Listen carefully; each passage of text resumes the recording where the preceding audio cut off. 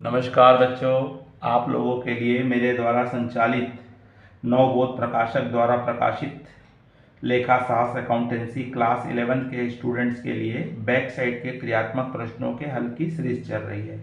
इसी क्रम में हम देख रहे हैं बच्चों chapter number 12 bill of exchange, विनिमय विपत्र व प्रतिज्ञा पत्र, जिसका हम देखेंगे आज क्वेश्चन नंबर 26, जिसमें आपको पार्टनर जो है अपना इसमें क्रेता है, स्वीकार करता है, इंसॉल्वेंट हो जाता है, जिसमें हमको दोनों की बुक में, लेखक की बुक में और स्वीकारकर्ता की बुक में, विक्रेता और क्रेता की पुस्तक में जनरल एंट्री के लिए आपको बनाने के लिए कहा है।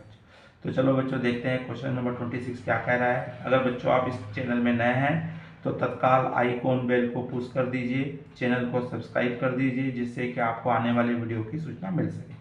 अगर आपको बैक साइड के क्वेश्चन चैप्टर नंबर 3 से लेकर के अब तक सभी प्रश्नों के हल के उत्तर चाहिए तो आप जाइए प्ले लिस्ट में जा कर के आप देख सकते हैं, जिसका मैंने आपको डिस्क्रिप्शन में आपको लिंक डाल दिया है। चलिए बच्चों देखते हैं क्वेश्चन नंबर 26 क्या कह रहा है और किस प्रकार से सॉल्व किया जाएगा। तो 26 बोल रहा है 1 जुलाई 2001 को रवि ने सोम को 12,000 रुपये का माल बेचा है। इस हेतु दो अलग अलग अवधि वाले विपत्रों पर सोम ने अपनी स्वीकृति दी। एक 4,000 का पहला विपत्र 2 माह का है और शेष 8,000 रुपये का विपत्र 3 माह का है। दूसरे विपत्र को रवि ने अपने बैंक से 6% दर पर बना लिया। पहले विपत्र का भुगतान देय तिथि पर हो गया है, किंतु दूसरे विपत्र को देय तिथि के पूर्व ही सोम दिवालिया हो गया। वह अपने लेनदारों को 25 पैसे ही भुगतान कर पा रहा है। दोनों पक्षों की पुस्तक में एंट्री कीजिए। तो यहाँ पे दो बिल हैं। चलिए पहले हम देखते हैं दोनों की बुक में क्या क्या बनेगा। सबसे पहले तो आप माल बेच दीजिए, 2001 जुलाई 1 को है।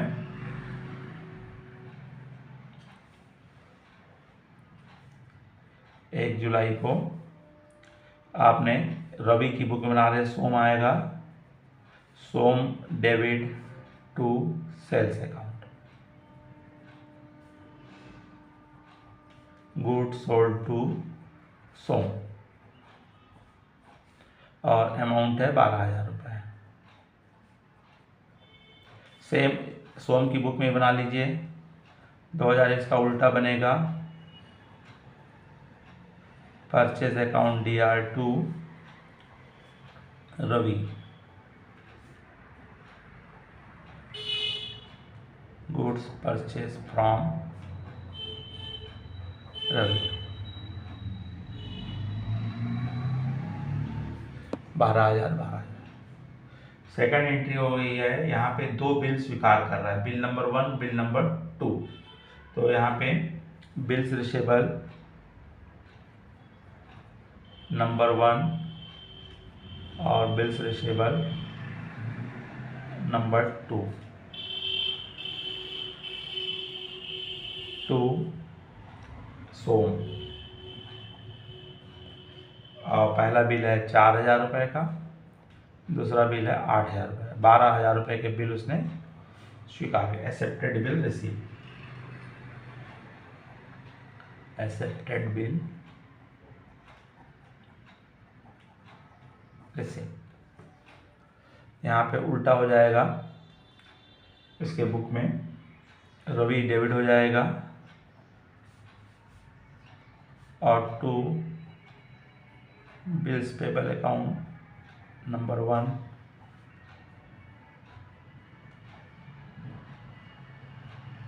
Number 2 accepted bill given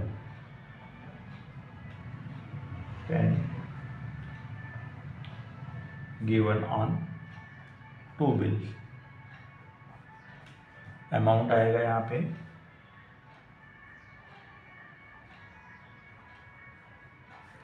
12,000।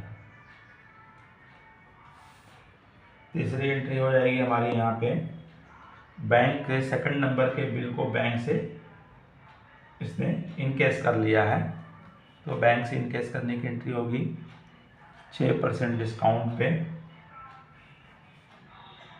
तो इसकी एंट्री होगी बैंक अकाउंट DR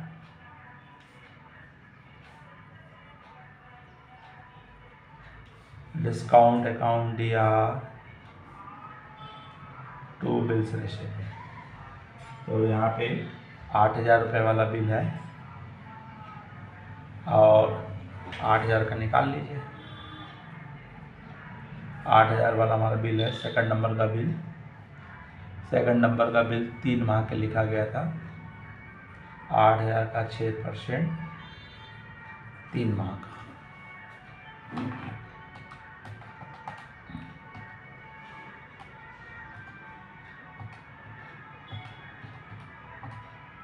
तो इसका आप कैलकुलेट करोगे तो 120 रुपये आएगा। तो 120 रुपये डिस्काउंट में आएगा 7,880 रुपये। अब उसके पश्चात उसने बैंक से बुला लिया। उस बैंक के बुलाने की इसके पास कोई एंट्री नहीं होती है। सेकंड बिल का हमको सितंबर 4, फर्स्ट बिल का इसको क्या मिल जा रहा है, फर्स्ट बिल जो है ड्यू डेट में पेमेंट हो गया बोलता है। तो cash account DR to bills receivable account, cash account DR to bills receivable account number 1। तो number 1 bill, number 2, number 1 bill का हमारा इंटरेस्ट हो जा रहा है 4,000 और एंट्री हो जाएगी bills amount received on due date, और ये भी दे देगा सितंबर 4 को bills payable account number 1, account DR to cash account.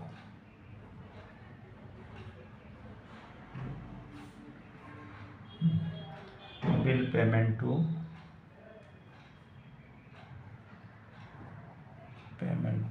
Due date.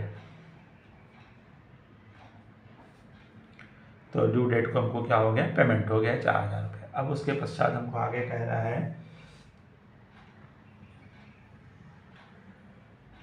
Bill, second number का बिल हमारा क्या हो गया, डिसऑनर हो गया। अक्टूबर 4 को ड्यू डेट पे क्या हो गया, बिल बाउंस हो गया, डिसऑनर हो गया। तो डिसऑनर की एंट्री बन जाएगी, सोम को वापस कर दोगे, सोम क्या हो जाएगा, डेबिट हो जाएगा। और ये बिल बैंक के पास था इसलिए क्या हो जाएगा, बैंक अकाउंट हो जाएगा। Dishonour bill, dishonoured bill number 2, 2 number का बिल क्या हो गया, बाउंस हो गया, जो 8,000 रुपये का है। यहाँ पे हो जाएगा उसका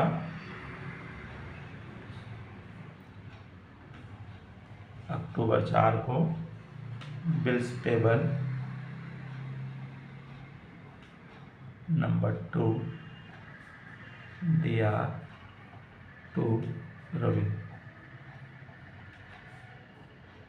डिसऑनर्ड बिल,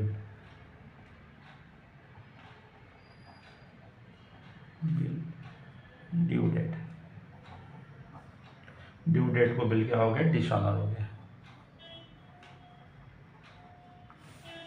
अब उसके बाद हमको कह रहा है कि दिवालिया घोषित हो गया है। यहाँ पे सोम दूसरे बिल के देती थी कि पूरी सोम दिवालिया घोषित हो गया, वो अपने लेनदारों को पूर्ण भुगतान करने में सक्षम है। तो यहाँ भी हमको 25 पैसा मिल पा रहा उसको।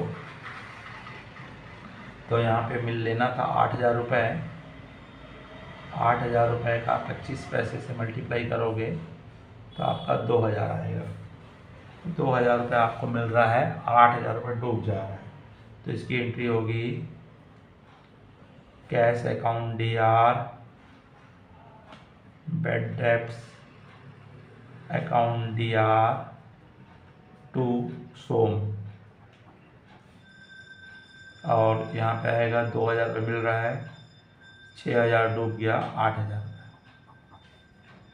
और 25 price in a rupees was received in full settlement। Full settlement में आपको ये बिल का प्राप्त हो रहा है और इसके एंट्री हो जाएगी। ये रवि को भुगतान करेगा, रवि डेबिट हो जाएगा टू कैश, और जो नहीं दे पाते हैं उसको डिफिशेंसी बोलते हैं यहाँ पे, DPCNC अकाउंट, हिंदी में बोलते हैं हिंता लेखा। 8,000 और 2,000 रुपये कैश का, और डिफिशेंसी हिंता लेखा जितना नहीं दे पा रहा है उसको लिखेंगे।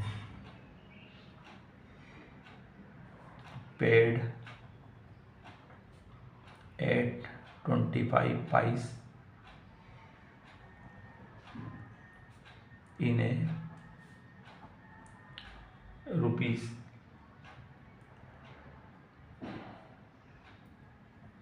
इन फुल सेटलमेंट।